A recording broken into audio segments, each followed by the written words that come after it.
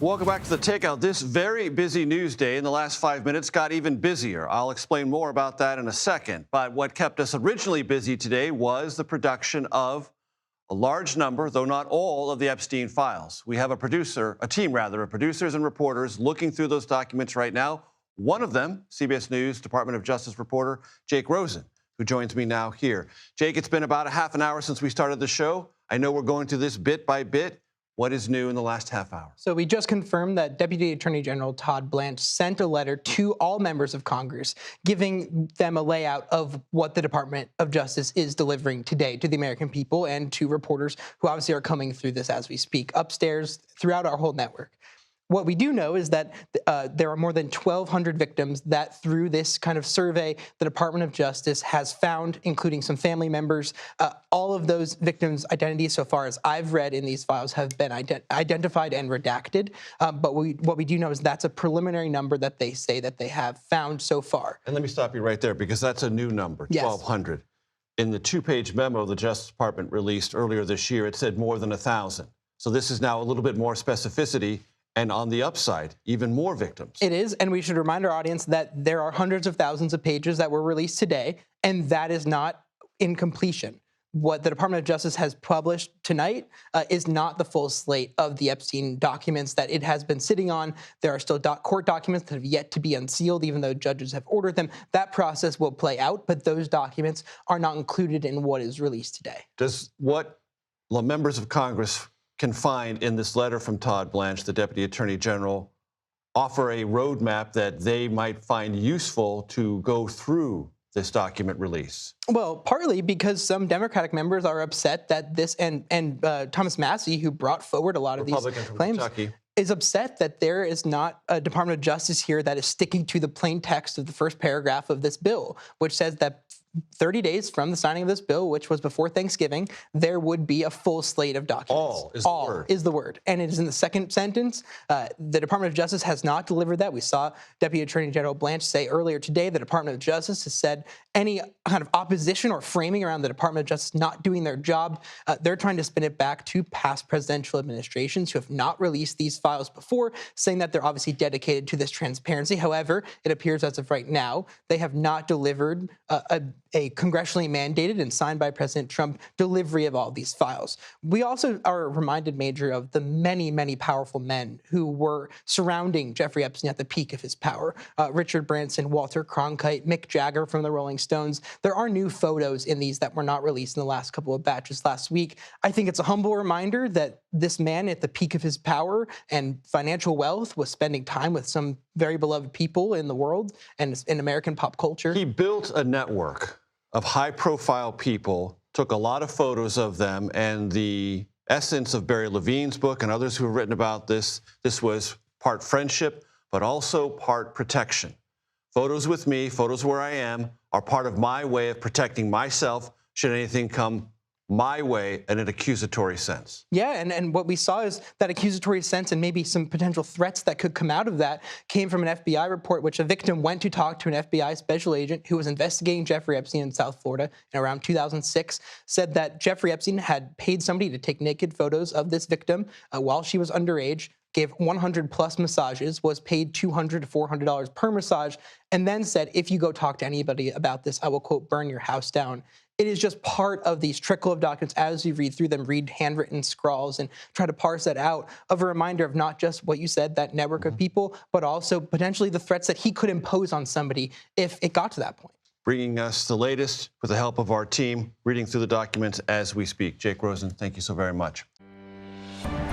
We are following breaking news at this hour about the batch of Epstein files released by the Justice Department earlier today. There are thousands of documents that our CBS News team is combing through. In the release, photos of Bill Clinton, and some of them show him together with Epstein. Another shows Clinton in a hot tub with another person whose face is not shown. This is just a small selection of photos included in this vast trove of records like printed documents, transcripts, photos, audio recordings, and video. We have team coverage on this with CBS legal reporter Katrina Kaufman and CBS News reporter Erica Brown. Let's begin with Erica. So Erica, we've only had these documents for a few hours. So what are we seeing in the early stages? Well, Juliet, in this early tranche, excuse me, of documents released by the Justice Department, we see materials in the form of videos, as you noted there, recordings, transcripts, even court records, some of those records dating back more than a decade and were related to multiple investigations into convicted sex offender Jeffrey Epstein and related to multiple agencies, including the FBI and the Bureau of Prisons. This initial release also included disclosures from the Department of Justice and from the House Oversight Committee, but some of this material was already in the public domain, and that is sparking some backlash, particularly from Democratic lawmakers. Some of that material already out there included a surveillance video of the Manhattan jail where Epstein was found dead, and earlier testimony from Ghislaine Maxwell. Also, some of that material was very heavily redacted, which some lawmakers say was much heavier redacted than anticipated, which is also sparking some backlash. But as you noted, there are a few materials that were released that are new, including photos of former President Bill Clinton, photographed with Epstein, photographed in a pool, photographed in a hot tub with an unidentified person, as well as photos of ex-Prince Andrew photographed with women, and testimony from someone who suggested that supermodel Naomi Campbell had visited the Virgin Islands with an Epstein associate. Now, Campbell has previously denied any wrongdoing and any connection to Epstein's crimes. Juliet? All right, Erica Brown. Erica, thank you. I want to bring in CBS News legal reporter Katrina Kaufman. We've been talking about a lot of redactions in these files. So what are we learning about the process behind this release? So Deputy Attorney General Todd Blanche released a letter. In it, he said that there is a team of 200 attorneys who are poring over these files. And he said of them, there are 25 who are dedicated to ensuring that victims' personal information is being redacted. You know, the way that we're supposed to know why these redactions are happening is they are supposed to provide a written explanation. They do have a couple weeks to do that, though. So as of now, we don't exactly know what the decision-making process is behind each of these. It is supposed to be to protect the victims, though. There is a mountain of material. I know that you've been sifting through the material. What stands out to you so far? That's right. We are going through these thousands of pages. One thing that stood out was it was a report from the FBI in Miami. And in it, the person who filed the complaint talks about how Epstein stole photos she had taken, she's a professional artist, of her 12 and 16-year-old sisters, so that she believed that Epstein sold those photos. She also said that Epstein one time requested that she take pictures of young girls at swimming pools, and that he's now threatening, this redacted name, that if she tells anyone about the photos, he will burn her house down. There's also a lot of imagery here. There are many photos. You showed that picture of Bill Clinton in a hot tub. There's one of Prince Andrew lying across, it looks like the laps of women. Ghislaine Maxwell is also in the photo. There is a notable photo that also appeared of former CBS Evening News anchor Walter Cronkite with Jeffrey Epstein and another man. It looks like it's from about 2007, so it is also worth noting that he was about 90 years old at that time. But we are continuing to go through all of this and pick out the information that we really think the public should learn about and see what's new here, because we're really still figuring that out. Katrina Kaufman. Katrina, thank you. At least 15 newly released Epstein files have been removed from the website of the Justice Department. CBS News downloaded the complete list of documents when they were released Friday and compared those to what was available Saturday. Let's bring in CBS News Justice correspondent Scott McFarland. Scott, thank you for joining us today. What do we know about the files that disappeared?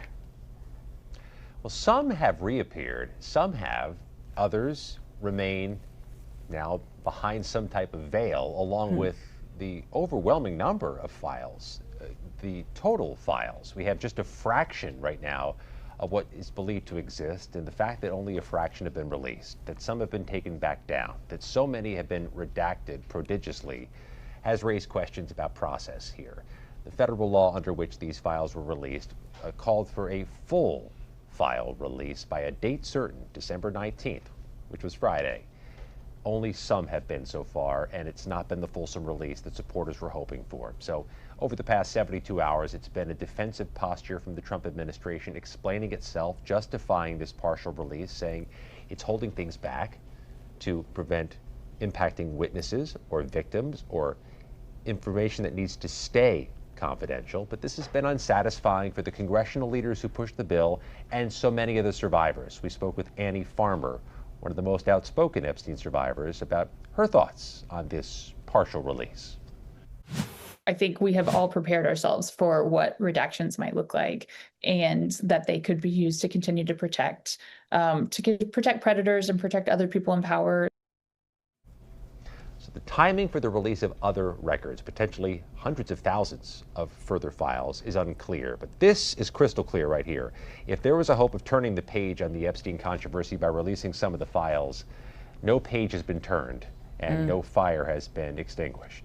Wow. And Scott, the DOJ is also facing increased criticism about its handling of the Epstein files, especially from some members of Congress. What are you hearing so far from them?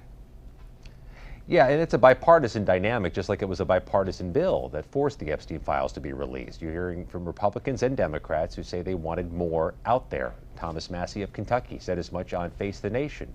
Republican member from Kentucky. Ro Khanna of California said it on Face the Nation. Democrat from California. They want more. They'll consider some type of contempt finding against the U.S. Attorney General. And the word impeachment's been thrown around, articles of impeachment against some federal officials. That really is just political rhetoric. But it's telling that that's the political rhetoric 3 days after the first release of Epstein files. This remains a brush fire that the administration has not and maybe cannot contain. Yeah, it certainly seems like none of this is over yet. Scott McFarlane, thank you so much for your time.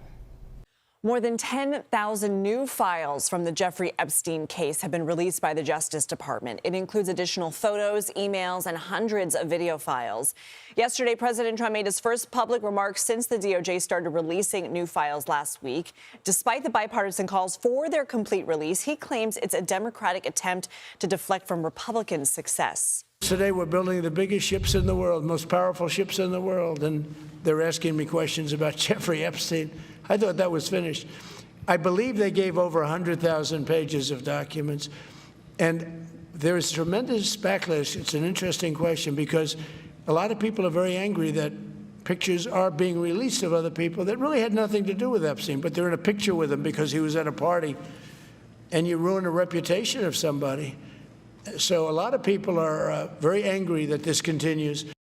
CBS News Justice correspondent Scott McFarlane has been pouring through the documents and joins us now from our Washington bureau. I mean, Scott, clearly the president doesn't want to talk about this, but it's almost like the slow drip from the DOJ with these redactions is going to draw out how much we do talk about it. Break down what's in this latest release. I think you crystallized it perfectly there, Lindsay. This is becoming as much a story and an issue of process as it is about the records. This piecemeal patchwork way of releasing the records is infusing the criticism of the administration and how it's handling matters, that it's not giving all the records at once as it was required to do under the federal law.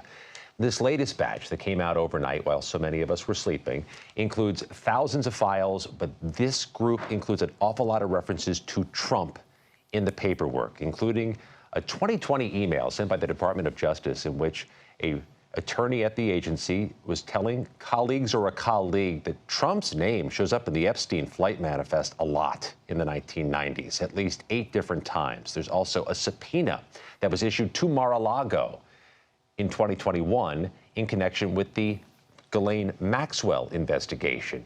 Other references to Trump and to Mar-a-Lago in some of the new records. None indicates or alleges any wrongdoing, but there were so many Trump references, the Department of Justice saw fit a few minutes ago, Lindsay, to issue a statement saying that there are many, quote, sensationalistic, unfounded claims about Trump in these records, and that those would have been weaponized previously if there was any wrongdoing. You don't see the Department of Justice issue these types of statements through history where they are giving the appearance, at least the optics, Lindsay, that they're serving as a representative of the president or his defense lawyer versus the people's lawyer, which has been the tradition of the agency. Certainly, we didn't see a statement like this on Friday when photos and documents about former President Clinton came out, right? That's right. Bill Clinton's spokesperson issued a statement over the past 24 hours saying he's got nothing to hide. There's no wrongdoing. Release it all the way you're supposed to under the federal law at the Trump Department of Justice. The president was asked about this yesterday, speaking in Florida. Here's what he had to say about the photos, these photos of Bill Clinton. I like Bill Clinton. I've always gotten along with Bill Clinton. I've been nice to him. He's been nice to me. We've always gotten along. Respect him. I hate to see photos come out of him, but this is what the Democrats, mostly Democrats, and a couple of bad Republicans are asking for. So they're giving their photos of me, too. Everybody was friendly with this guy, either friendly or not friendly, but they, he was around. He was all over Palm Beach and other places. Lindsay, there's going to be more releases in the coming days or weeks, likely hundreds of thousands more, according to the Department of Justice. It's just extending and prolonging the process story here. And I think what I'm hearing from survivors is they'd like to see this just happen versus stretched out, where they have expectations raised and then expectations not met, or they're not getting heads up before things come out. They feel this is not the way to be treating the survivors who've been pushing for this for many years. Some people are accusing the DOJ of being very picky and choosy with what it released on Friday in that first batch. That could be why the president was trying to maybe distance himself, saying he didn't want to see any of these documents related to Clinton. What is the larger, greater picture reaction in Washington? You have this unique coalition that has formed here in Lindsay of both parties that have been pushing for these records to get released. And you've heard criticism from both parties about the way this is being executed. Ro Khanna, the California Democrat who was the lead sponsor of the legislation in the first place, I asked him yesterday what he intends to do if he thinks his legislation is being defied. We will file in January inherent contempt. What does that mean? Pam Bondi would be fined every day after a 30-day grace period that she doesn't release the documents. Well, we announced that Sunday morning. Right after that, the Justice Department started unredacting some of the documents. They're now saying they're going to release more documents. I really don't want to go after Pam Bondi. My interest is getting the documents out. So if that has spurred them to getting more documents out, I hope that's the case. But what they can be rest assured of is that we are not going to quit until justice is done. We reached out to the White House for comment, haven't heard back just yet. We expect, though, that there's going to be an awful lot of comment as this day goes on from survivors, from other members of Congress, and other stakeholders in this investigation. Scott, Lindsay, do we know who would fit the bill for that fine? Would it be taxpayers? it'd be a personal fine against members of the administration, but the reality of that happening seems a little bit like fan fiction right now. Okay, we always appreciate the reality check from you, Scott. Thank you. But first, the CBS News team is hard at work today combing through more than 10,000 materials released from the Epstein files just hours ago. The latest materials offer new details into convicted sex offender Jeffrey Epstein's associates, including President Trump. Let's get right to CBS News Justice correspondent Scott McFarlane. Scott, what are we learning from these files? Yeah, there are several thousand in this latest release, on top of the tens of thousands that were released Saturday, on top of the thousands that were released Friday. So these are starting to add up. What distinguishes this latest batch, Mugo, is that Trump's name comes up an awful lot in what's there and has newly been released, including references from the Epstein flight log indicating that Trump took those flights or was aboard those flights at least 8 times. What's more, there are items in the files, records from the Department of Justice, which indicate there was a subpoena issued to Mar-a-Lago, Trump's Florida resort, as a component of the investigation into Epstein's cohort, Ghislaine Maxwell. There are the references to those flights, and you see the years there between 1993 and 1996. There's also an FBI tip that was pursued, the merits of which are unknown, that somebody, a woman of some sort, of some age, was invited to Mar-a-Lago for an event that was characterized by somebody as an event with prostitutes at it. These are somewhat scattered based on what we've seen so far, not exactly chronological or well ordered, but I'll say this, there's no indication in any of these records of any wrongdoing or any criminal activity by anybody named outside of Epstein and Maxwell.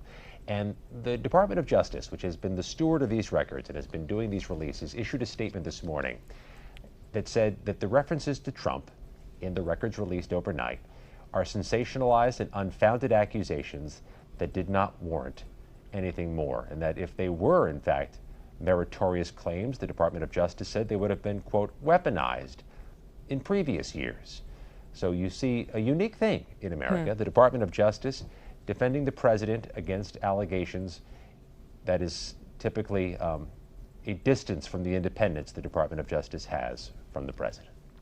And Scott, the question here is what could come next in all of this? Obviously, we're talking about thousands of files the president saying mentioned multiple times, but it does seem like the Trump administration, at least the Justice Department, is saying, hey, this is not a big deal at all. But on the other hand, there are lots of people who wanted to see these files released, right? It is the law that they all be released. There was an almost unanimous vote in Congress for the full Epstein file released by the Department of Justice by December 19th. Obviously, we're beyond December 19th. It's been a few days since that deadline. And the release of these files is ongoing and will continue over the coming weeks. And there's a projection of hundreds of thousands more files and pages to be released in the coming weeks. No date certain, and certainly no surety as to what type of content is going to be in the next batch. But read into that what you will. The Department of Justice says it's being judicious and slower with this because they want to protect the identities of any victims or information that must stay secret. Critics of this slow, piecemeal rollout of files argue it violates the law, which required the full release by December 19th, that the Department of Justice could have done the prep work before the 19th. And what's more, Mugo, the survivors with whom we're speaking say they're being caught flat-footed here. They don't know what's coming next or when it's coming, and some of these records may individually impact them. Yeah, so important to not forget the survivors in all this. Scott McFarlane, thank you so much for your time today. And CBS News White House reporter Willie James Inman joins me now from West Palm Beach, close to where President Trump is staying at Mar-a-Lago. Willie James, thank you for your time. What have we heard from the president on the Epstein case and the release of these files? Hey there, Mugo. Well, we heard from the president yesterday, but we aren't hearing much from the White House in terms of this latest batch of files that were released overnight. The White House simply referring us to that DOJ statement that Scott referred to. But during this announcement about new battleships, Trump-class battleships, I'll note, the president did talk about the Epstein files and their release, and he appeared to somewhat brush it off as a distraction to the news of the day that he was announcing. Take a listen to what the president said. Today we're building the biggest ships in the world, most powerful ships in the world, and they're asking me questions about Jeffrey Epstein. I thought that was finished. I believe they gave over 100,000 pages of documents, and there is tremendous backlash. It's an interesting question because a lot of people are very angry that pictures are being released of other people that really had nothing to do with Epstein, but they're in a picture with him because he was at a party, and you ruin a reputation of somebody. So a lot of people are very angry that this continues. Remember, several high-profile individuals, including the president, were connected to Jeffrey Epstein, and the president mentioned that he had kicked Epstein out of his Mar-a-Lago club. He also seemed to feel somewhat for Bill Clinton. He said that he liked the former president, but he also mentioned Bill Clinton, how he was in those photos, and he said, I'm quoting him here, he said, I think Bill Clinton's a big boy, he can handle it, but you probably have pictures being exposed of other people that innocently met Jeffrey Epstein years ago, referring to those images that we've seen from the former Democratic president, several of them being pictured with Jeffrey Epstein. Now remember, when all of this was coming about several weeks ago, when Democrats and Republicans were calling for these files to be released, the president was calling for an investigation into Democrats connected to Jeffrey Epstein, including former President Bill Clinton. So the president appears to be trying to have it both ways here, both somewhat siding with Bill Clinton, feeling sorry for him in terms of him being in those photos, but at the same time calling for an investigation into Democrats, including the former president there. Yeah, interesting response. Willie James Inman, thank you so much for joining us.